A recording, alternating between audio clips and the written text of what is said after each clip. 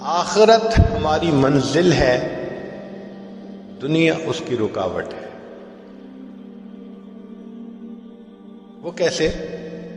کہ دنیا کی ضرورتیں اتنی اہم بن جاتی ہیں کہ ہم ان کو پریورٹی دینا شروع کر دیتے ہیں اور آخرت بیک پہ چلی جاتی ہے۔ نتیجہ کیا نکلتا ہے کہ یہ دنیا ہمارے لیے دھوکہ بن جاتی ہے۔ نبی اسلام نے فرمایا دنیا سحارت، دنیا جادوگرنی ہے۔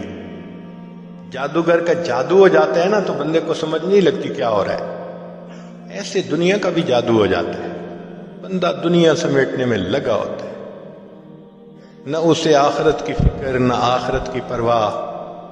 بس مولانا کیا ہے، مجھے تو مرنے کی بھی فرصت نہیں۔ حیرت کی بات ہے، کیسے مرنے کی فرصت نہیں؟ جب موت آئے گی تو پھر کیا آپ اس کو نہ کر سکیں گے؟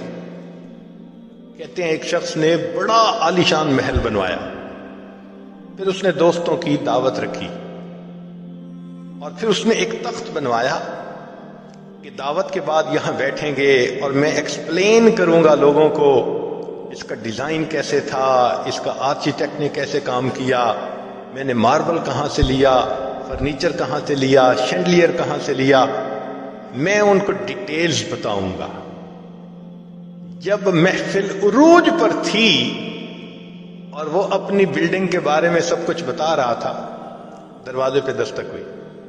حضرت شیخ الحدیث رحمۃ اللہ فرماتے ہیں کہ اس کا نوکر گیا دیکھنے کے لیے تو ایک بڑے میاں کھڑے تھے، تو نوکر نے غصہ کیا، بڑے میاں آپ کو دروازہ کھٹکھٹانا نہیں آتا؟ اس نے کہا جاؤ اپنے مالک کو جا کر کہو کہ ملک الموت آئے ہیں۔ تو وہ حیران ہو گیا، آیا اور آ کے اس نے مالک کے قریب آ کے کان میں کہا ایک بڑے میاں باہر کھڑے ہیں اور کہتے ہیں کہ جا کے بتاؤ ملک الموت آئے ہیں۔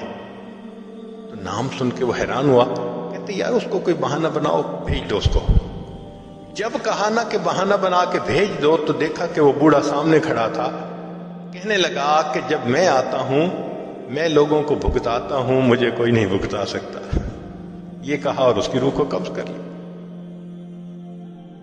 تو یہ دھوکہ ہے نا کہ انسان اتنا دنیا میں منہمک ہو جائے کہ آخرت ہی یاد نہ رہے، چاہے وہ بزنس ہو، چاہے وہ نوکری ہو یا کوئی اور چیز ہو۔ اچھا آج ہم اپنی زندگی کا جائزہ لیتے ہیں کہ ہم آج کیسے زندگی گزار رہے ہیں۔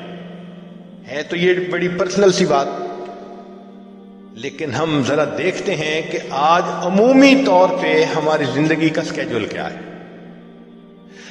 ہر بندے نے کوئی نہ کوئی روزانہ کا ٹارگٹ رکھا ہوتا ہے۔ مثلا بزنس مین جاتا ہے نا تو کہہ دیتا ہے بھئی آج کا سیل ٹارگٹ اتنا ہے، آج کے دن میں ہم نے اتنی سیل کرنی ہے۔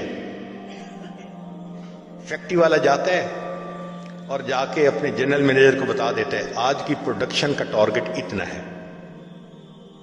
تو ٹارگٹ ہوتا ہے جس کو وہ اچیو کرتے ہیں پھر تینوں شفٹوں میں ہمت کر کے۔ جو نوکری پیشہ ہوتا ہے وہ جاتا ہے اور اس کا ٹارگٹ ہوتا ہے کہ آج میں نے اپنے ٹیبل پہ جتنی ڈاک ہے نا سب ختم کر دینی ہے، سب بیک لاگ نکال دینا ہے۔ یہ ٹارگٹ ہوتا ہے اس کا دن کا۔ عورت کے گھر ٹارگٹ ہوتا ہے آج میں نے نا گھر کی اچھی سیٹنگ کر دینی ہے، صاف کر دینا ہے۔ چنانچہ اس کا بھی روزانہ کا ایک ٹارگٹ ہوتا ہے۔ ہم دن کے 8 گھنٹے 10 گھنٹے دکان میں، بزنس میں، نوکری میں لگا کے پھر گھروں کو واپس آتے ہیں، تو دن کا میجر پارٹ جو شروع کا ہے وہ تو گزر چکا ہوتا ہے۔ اب ایوننگ شروع ہو گئی۔ ایوننگ میں دیکھیے پھر ہمارا کیا معاملہ۔ جو ذرا عمر کے بڑے ہیں وہ خبروں کے نام پہ ٹی وی دیکھیں گے کہ جی ذرا میں نیوز دیکھ رہا ہوں۔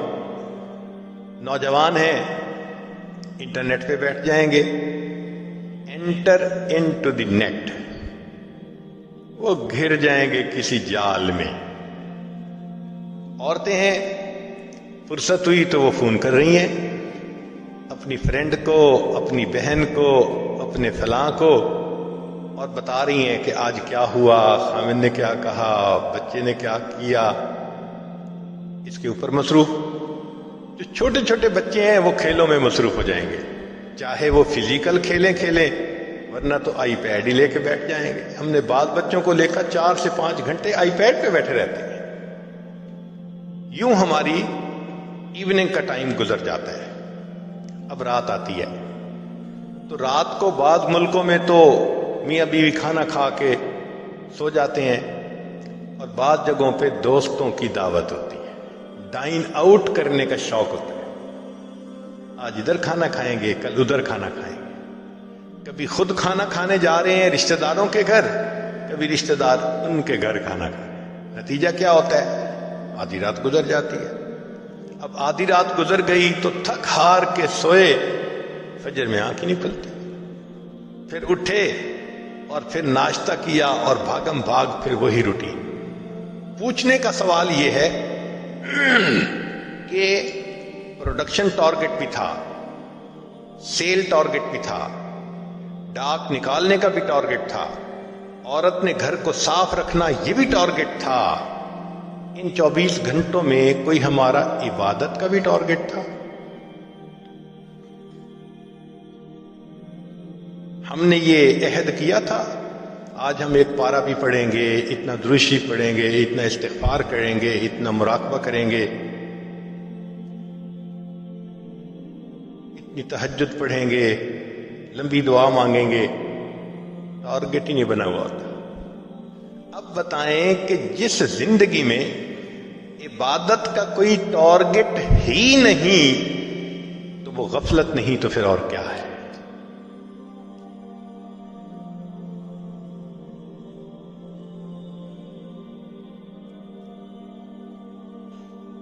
ایک بزرگ فرمایا کرتے تھے، اے دوست، جتنا دنیا میں رہنا ہے اتنا دنیا کے لیے کوشش کر لے، جتنا آخرت میں رہنا ہے اتنا آخرت کے لیے کوشش کر لے۔ بھئی ہماری محنت پروپورشنل ہونی چاہیے نا۔ دنیا میں تو رہنا ہے 150 سال، آخرت میں رہنا ہے ہمیشہ ہمیشہ، لیکن ہم دنیا کے لیے ٹائم کتنا سپینڈ کرتے ہیں اور آخرت کے لیے کتنا کرتے ہیں؟ کوئی آپس میں پرپورشن ہی نظر نہیں آتا۔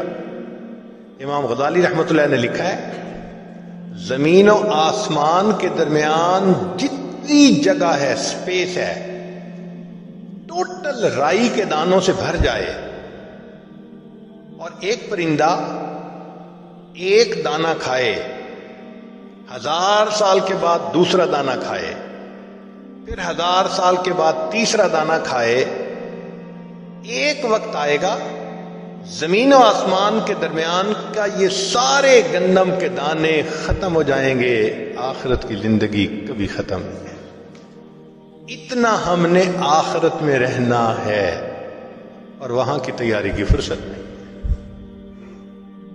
اور جہاں 150 سال رہنے، وہ اچھی زندگی گزارنے کا خواب ہمارے دماغوں پہ مسلط ہو چکا ہے۔ ساری عمر کما کے ہم ایک گھر مشکل سے خریدتے ہیں، اور آخرت کتنے آرام سے ہم بنا سکتے ہیں۔ چلیں آج آپ سے کیلکولیشنیں کرواتے ہیں، تھوڑی سی انجینئرنگ ہو جائے۔ آج نبی علیہ الصلوۃ والسلام نے فرمایا کہ جو شخص 1 مرتبہ سبحان اللہ کہتا ہے، اللہ تعالیٰ جنت میں ایک درخت لگا دیتے ہیں، اتنا بڑا درخت کہ عربی نسل کا گھوڑا اگر 70 سال تک دوڑتا رہے تب بھی سایہ ختم نہ ہو۔ یہ فضائل ذکر میں بھی حدیث ہے اور بھی بہت ساری کتابوں میں ہے۔ ایک دن ہمیں خیال آیا کہ ہم تھوڑا اس کی انجینئرنگ کرتے ہیں، تو ہم نے بیٹھ کے موٹی موٹی کیلکولیشنز کی۔ چیتا جو ہوتا ہے نا، چیتا یہ 90 کلومیٹر کی سپیڈ پہ بھاگتا ہے۔ جو لائن ہوتا ہے وہ 65 to 70 تک چلا جاتا ہے، اور جو گھوڑا ہے وہ 60 مائلز پر آور تک بھی جاتا ہے. ہم اس کو 50 لگا لیتے ہیں تاکہ کیلکولیشنیں آسان ہو جائیں. تو اگر 50 میل فی گھنٹہ کی رفتار سے عربی نسل کا گھوڑا دوڑے، اس کا مطلب عام گھوڑا نہیں، اسپیشل ریکارڈ قائم کرنے والے گھوڑے، تو ہم 50 کلومیٹر ہی لگا لیتے ہیں. تو 50 میل کی رفتار سے دوڑے تو 24 گھنٹے میں وہ 1200 میل کا فاصلہ طے کر سکتا ہے. 50 ضرب 24، سمپل سی کیلکولیشن ہے کہ 1200 میل ایک دن میں اس نے کر لیا، اور ایک مہینے میں 12 تیے 36، 36,000 مائلز اس نے کر لیے. اب ایک مہینے میں اگر 36,000 میل کیے تو سنیے، ہماری زمین کا جو گھیر ہے، سرکمفرنس ہے، وہ 24,000 کلومیٹر ہے، مائل ہے، اور زمین 1,000 میل فی گھنٹہ کی رفتار سے گھوم رہی ہے. اس لیے 24 گھنٹے میں ہمارا دن رات کا سائیکل مکمل ہو جاتا ہے. تو اگر 24,000 میل زمین کا گھیر ہے تو یہاں تو 36,000 کر لیا. اس کا مطلب کہ وہ گھوڑا ایک دن میں، ایک مہینے میں 1.5 زمین کے برابر ایریا کور کر سکتا ہے. اچھا، 1.5 زمین ایک مہینے میں، تو ایک سال میں 18 زمینیں.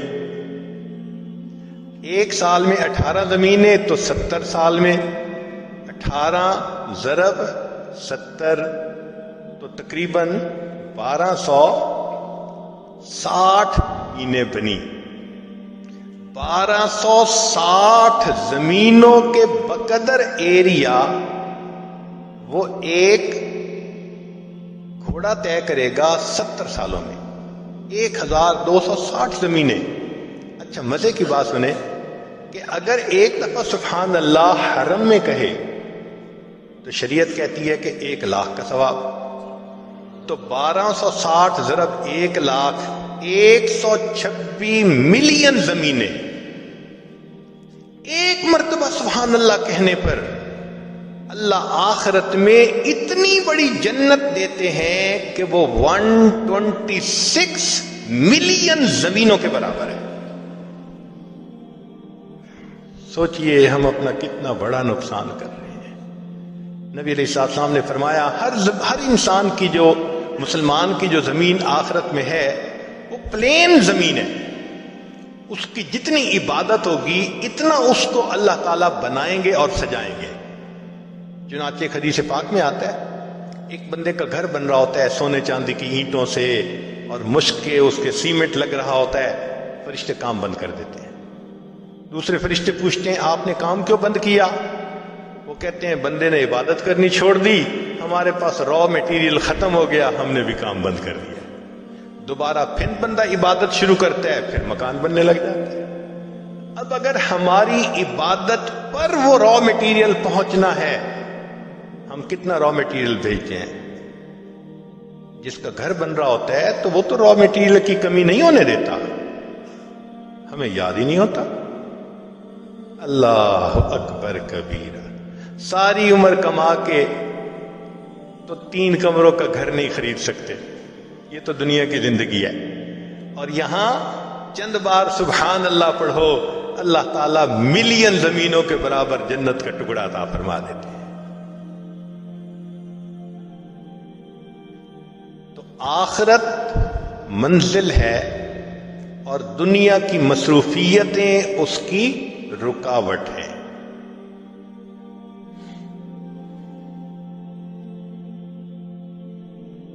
ہمارے مشائخ نے کہا، بات ذرا پتے کی ہے، امید ہے کہ آپ اس کو یاد رکھیں گے. فرمایا دنیا کام کی جگہ، دنیا کام کی جگہ، قبر آرام کی جگہ، اور جنت انعام ملنے کی جگہ. دنیا کام کی جگہ، قبر آرام کی جگہ، اور جنت انعام ملنے کی جگہ۔